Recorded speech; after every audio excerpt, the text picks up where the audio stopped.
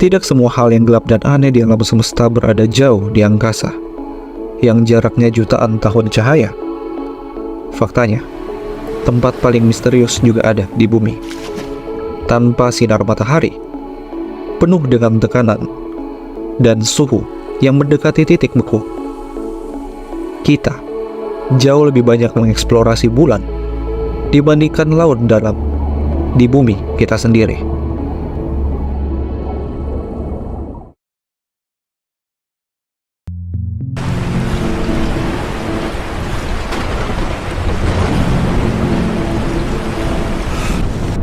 Ada banyak makhluk aneh yang berkeliaran di kedalaman laut yang tidak tersinari matahari dengan warna merah tua, mata biru sedingin es, dan tentakel berselaput yang menyerupai jubah. Cumi-cumi vampir tampak cukup menakutkan. Hewan ini mendapatkan nama ilmiah Vampirotheotis invernalis, yang secara harfiah berarti cumi-cumi vampir dari neraka.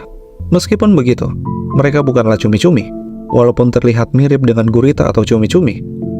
Sebenarnya mereka berada di atas garis cephalopoda sebelum akhirnya terbelah menjadi cumi-cumi berkaki 10 dan gurita berkaki 8. Mereka adalah fosil hidup yang telah ada semenjak 300 juta tahun yang lalu dan merupakan ordo Vampirotheotis satu-satunya yang masih bertahan hidup hingga saat ini tanpa perubahan bentuk. Mereka dapat bertahan sebab kemampuan adaptasinya yang sangat baik.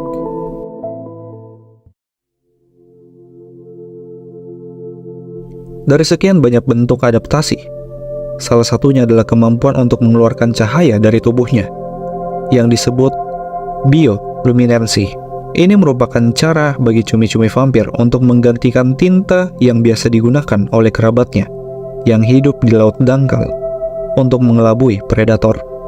Di zona mesopelagic yang gelap gulita pada kedalaman 600 hingga 1200 meter di bawah permukaan laut, tinta hitam tidak lagi efektif. Sebaliknya, bioluminensis yang berkelap-kelip akan membingungkan pemangsa, sehingga cumi-cumi vampir dapat menyelinap pergi tanpa terluka. Itu hanya salah satu dari sekian banyak adaptasi yang dilakukan oleh cumi-cumi vampir.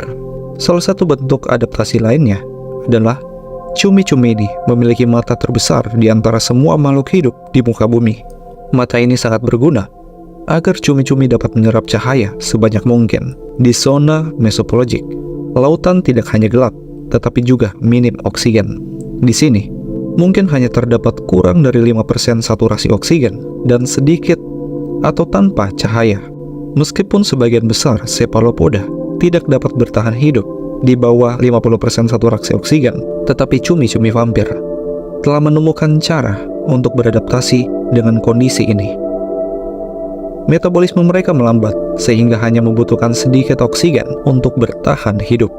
Saat mencari makan, cumi-cumi ini jarang berenang secara aktif, tetapi lebih memilih untuk hanyut mengikuti arus laut.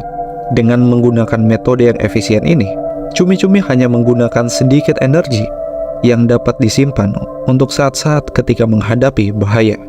Dalam keadaan bahaya, cumi-cumi vampir dapat bergerak dengan cepat menggunakan tenaga jet yang kuat sambil mengepakkan siripnya yang besar.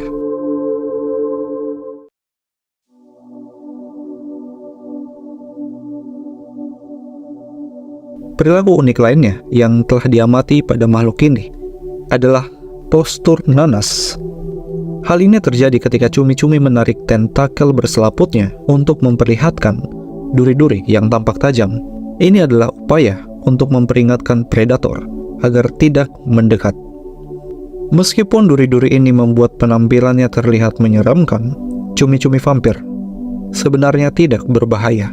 Terlepas dari namanya, cumi-cumi ini bahkan bukanlah penghisap darah. Ia bahkan bukan predator, melainkan pemakan salju laut, yaitu sisa-sisa organik yang hanyut dari perairan atas yang ditangkapnya dengan menggunakan sel lengket pada tentakelnya. Sebagai detritivore, cumi-cumi vampir adalah satu-satunya cephalopoda yang tidak berburu dan memakan hewan hidup.